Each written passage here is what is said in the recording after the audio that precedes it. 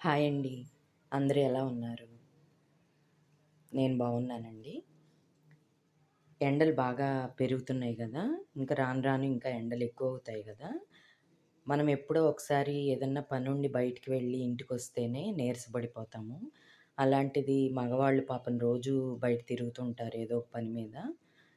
వాళ్ళకి రాగానే కొంచెం ఉపశమనం కలగటానికి షర్బత్ అలాంటివి చేసిస్తే కొంచెం వాళ్ళకి వేడి తగ్గుతుంది గదండీ! అందుకే నేను ఇలా చూపిస్తున్నాను షర్బత్ చేసి. అయితే షర్బత్ ఎప్పటికప్పుడు కలుపుకోవాలంటే ప్రతిరోజు నిమ్మరసం తీసుకొని చేయాలంటే విసుగ్గా ఉంటది గదా! అందుకని నిల్వ జేసుకోవడానికి ఎలా చేసుకోవాలో చూపిస్తున్నాను నేనిప్పుడు. నిమ్మకాయలు రసం తీసేసుకోవాలి ఫస్ట్. నేను కొంచెం తీసుకున్నానండి. మిగతాది గూడా తీసుకొని చూపిస్తాను నెక్స్ట్ ప్రాసెస్. ఇదిగోండి ఈ కప్పుతో అయింది నాకు రసము, నిమ్మకాయ రసం. ఇప్పుడు ఇది మనం వేరే బౌల్‌లోకి తీసేసుకుందాము. ఇదిగోండి నిమ్మరసంలోకి ఒక పావు స్పూను సాల్ట్ వేసేసుకోవాలి. వేసుకొని కలిపేసుకొని ఇది పక్కన పెట్టేసుకుందాము.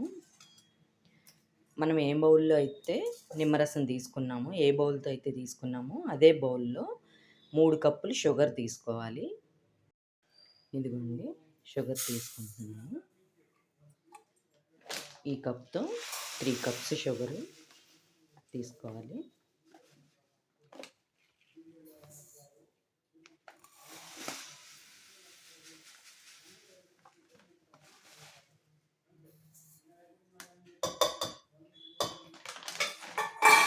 షుగర్ తీసుకున్నాం గదా! ఇప్పుడు షుగరు మునిగేదాకా వాటర్ పోసుకుందాము.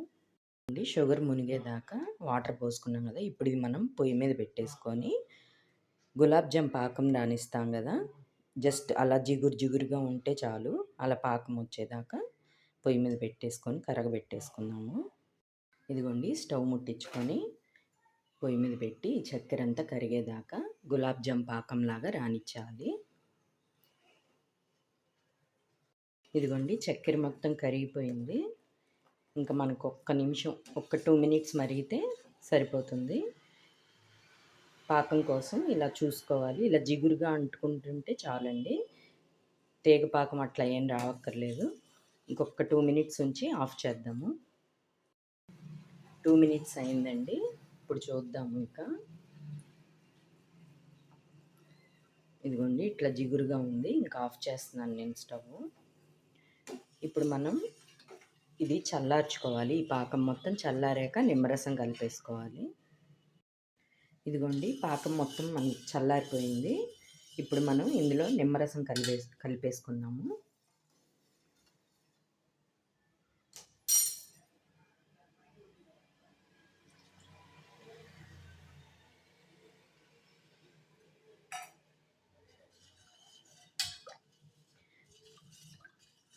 అంతేనండి. చాలా ఈజీగా ఇంకప్పుడు ఇన్‌స్టంట్‌గా ఎప్పుడు కావాలంటే అప్పుడు ఇలా కొద్దిగా ఇది వేసుకొని ఈ సిరప్ వాటర్ కలుపుకున్నామంటే సోడా అయినా కలుపుకోవచ్చండి.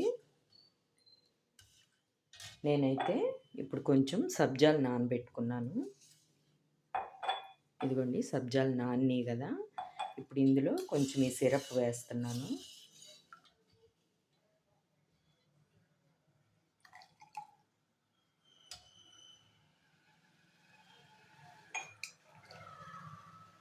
మిగతావి వాటర్ పోసేసుకుంటాను. ఇదిగోండి వాటర్ కలిపేసుకుందాము. ఇప్పుడు స్వీట్ సరిపోయిందో లేదో చూసుకోవాలి.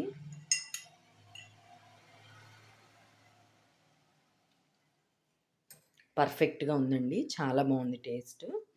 ఇంతేనండి ఈజీగా అప్పటికప్పుడు ఈ సమ్మర్‌లో ఇలా డ్రింక్ చేసుకున్నామంటే మనకి డీహైడ్రేషన్ నుంచి తప్పించుకోవచ్చు. చాలా బాగుంటుంది. ఇలా చేసుకొని మనం ఇదంతా ఒక గాజు బాటిల్లోకి స్టోర్ చేసేసుకోవాలి.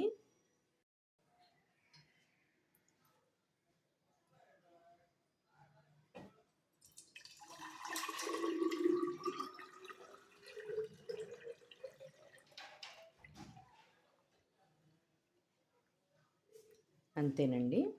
ఇలా స్టోర్ చేసుకొని ఫ్రిడ్జ్‌లో పెట్టుకున్నామంటే మనం రోజు నిమ్మరసం తీసుకోవాల్సిన పని లేదు. ఇలా ఈజీగా చేసేసుకోవచ్చు. నా వీడియో గనుక నచ్చితే లైక్ చేయండి, షేర్ చేయండి, కామెంట్ చేయండి. బాయ్.